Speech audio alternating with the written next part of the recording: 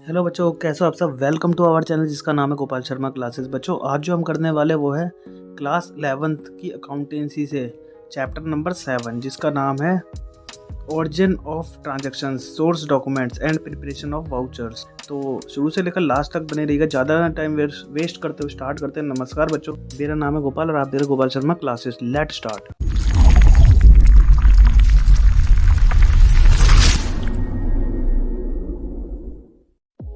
तो बच्चों स्टार्ट करते हैं। जो सबसे पहले जो क्वेश्चन है इसके अंदर ये बनता है, what is a source document.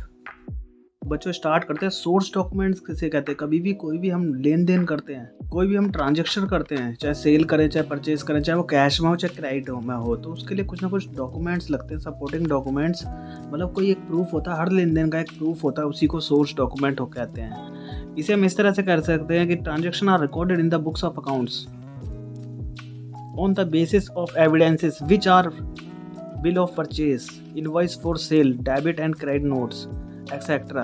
These evidences being the basis of recording entry are known as source document. अब हम डिस्कस करेंगे वन बाय वन कितने टाइप के होते हैं ये जो सोर्स डॉक्यूमेंट है। तो सबसे पहले आता है कैश मीमो। कैश मीमो हमेशा तब बनाया जाएगा, ये सेलर के द्वारा बनाया जाएगा जब भी कोई भी माल कैश में सेल होता है। Cash memo is prepared by the seller when goods are sold against cash. It has details of goods sold, quantity, rate of each item and the total amount received. ये cash book का cash memo इस तरह से होता है, ये आप देख सकते हैं इसकी डिटेल्स। तो कैश मीमो ये वो होता है जब भी कोई माल कैश में बेचा जाता है, उसके अंदर सारा डिटेल होता है उसका। और आगे बढ़ते हैं। इनवॉइस किसे कहते हैं। इनवॉइस या फिर बिल। तो याद रखना, कभी भी कोई भी माल अगर उधार में सेल किया जाएगा तो एक जो पेपर जो बिल बनता है उसे बोलते हैं इनवॉइस। एन इनवॉइस और bill is prepared by the seller when goods are sold on credit. It has details of party to whom goods are sold, goods sold and the total sale amount. मतलब जितना भी इसके अंदर सारी detail होती है कि किस सेलर को हम बेच रहे हैं, कितना अमाउंट बेच रहे हैं और कितना अमाउंट का माल बेच रहे हैं, मतलब सारी डिटेल इसके अंदर होती है। और पढ़ते हैं आगे। जो नेक्स्ट सपोर्टिंग डॉक्यूमेंट उसे बोलते हैं रिसीट।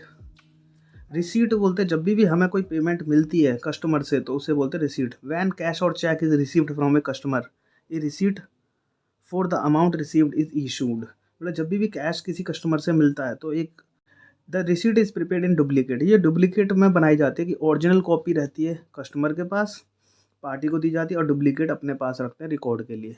ये इसके आपके सामने इसका ये फॉर्मेट है, नमूना है, ये आप देख सकते हैं स्पेसिमेन। और बढ़ते आगे। जो नेक्स्ट जो है वो है पे इन स्लिप। पे इन स्लिप होता है जब भी हम बैंक के अंदर पैसे जमा करते हैं या चेक को डिपॉजिट करते हैं तो पे इन स्लिप के थ्रू ये होता है। ये भी एक डॉक्यूमेंट है, सोर्स डॉक्यूमेंट, जो एग्ज़ाम में आता है, इंपॉर्टेंट है। तो इसे हम ऐसे कह सकते हैं, it is a source document used for depositing cash और cheque into bank. Pay in slip is a form available from a bank.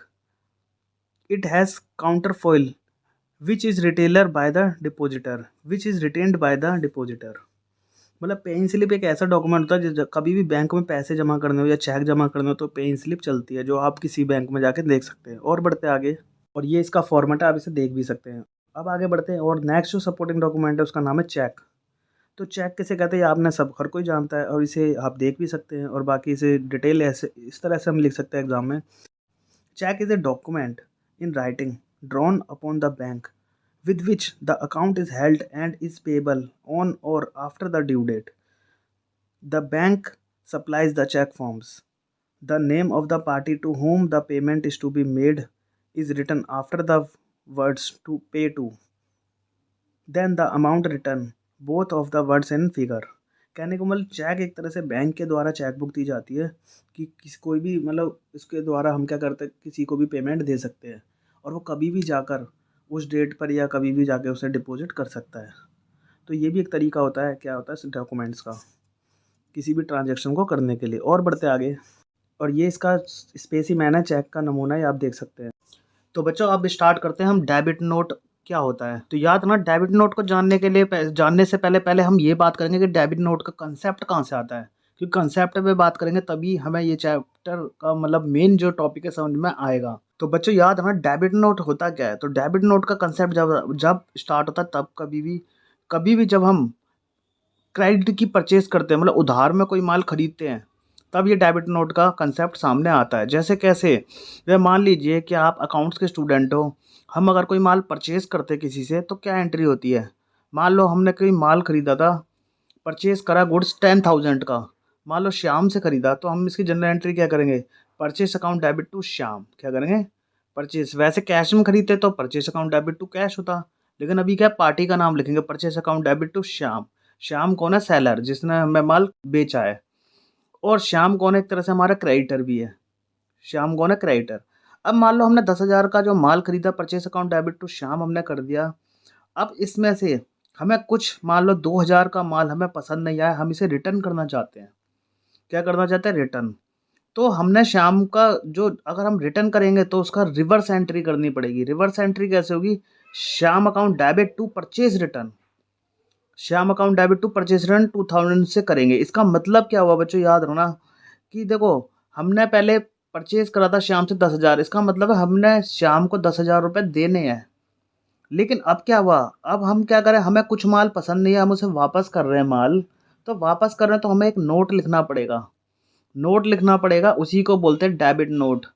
तो डेबिट नोट बनाता कौन है, हम उसे डेबिट नोट देंगे और उसके अंदर लिखेंगे कि भाई इतना माल है, इतनी क्वांटिटी का माल है और इतने अमाउंट का माल है, जो हमें पसंद नहीं है ये हम, तो ये हम रिटर्न कर दें कि कितना माल, किस अमाउंट का माल, माल कितना, क्यों, कैसे, मतलब माल कितना, माल और क्यों रिटर्न किया जा रहा है, ये हम क्या करेंगे, सेलर को मतलब एक नोट बना के देंगे। और अब हम उसे, इसका मतलब ये होता है डेबिट नोट का कि अब हम आपको 10,000 नहीं देंगे, अब हम आपको 8,000 अमाउंट देंगे। कि अब हम श्याम का अकाउंट डेबिट कर रहे हैं कितने से, 2,000 रुपये से। कहने का मतलब अब हम उन्हें 10,000 रुपये नहीं देंगे, 8,000 रुपये देंगे। तो यही होता है डेबिट नोट। याद है ना, डेबिट नोट बनाता कौन है, डेबिट नोट परचेसर बनाता है जो माल खरीदता है, और देता किसको, सेलर को, कि हमें देने तो आपको 10,000 थे लेकिन अब हम कितने देंगे आपको, 8,000। That is called debit note. आप इसे इस तरह से समझ सकते हैं। और बढ़ते हैं आगे, और ये आपका इसके साथ और आपके सामने इसका ये स्पेसिमेन दे रखा है, एक नमूना दे रखा है, आप इसे देख के भी समझ सकते हैं। और बढ़ते हैं आगे, तो बच्चों अब बात करेंगे क्रेडिट नोट की।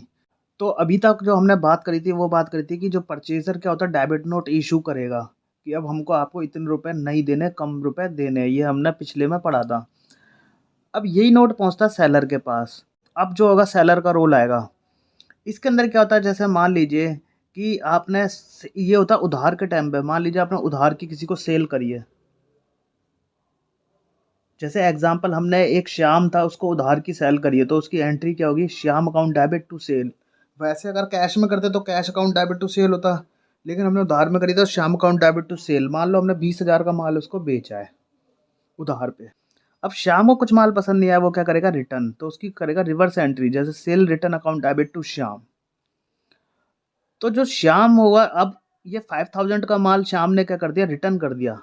तो बच्चों याद रखना, इसके अंदर एक बात है कि ये क्रेडिट नोट हमेशा सेलर इशू करेगा। जो क्रेडिट नोट जो है वो सेलर इशू करता है, और वो इसमें ये लिखता है कि आपका अकाउंट क्रेडिट किया जा रहा है जब उसे सेलर को लगता है कि उसने ज़्यादा पैसे ले लिए हैं, या फिर गुड्स वापस करने के टाइम पे, या फिर अगर वो हमें कोई डिस्काउंट देना चाहता है तब सेलर क्या, और ये जब इशू करेगा जब वो आपका अकाउंट क्रेडिट करेगा। वो ये बताएगा कि सेलर, आपने अब 20,000 रुपये नहीं देने, अब आपको 15,000 रुपये देने, क्योंकि हमने उसे उधार माल बेचा था 20,000 का, जो हमने जनरल एंट्री की थी, तो हमें 20,000 रुपये लेने थे, लेकिन कुछ माल उसने रिटर्न कर दिया है। तो रिटर्न कर दिया तो अब हम उसे पूरे पैसे नहीं देने, अब उसे कम पैसे देने हैं, 15,000।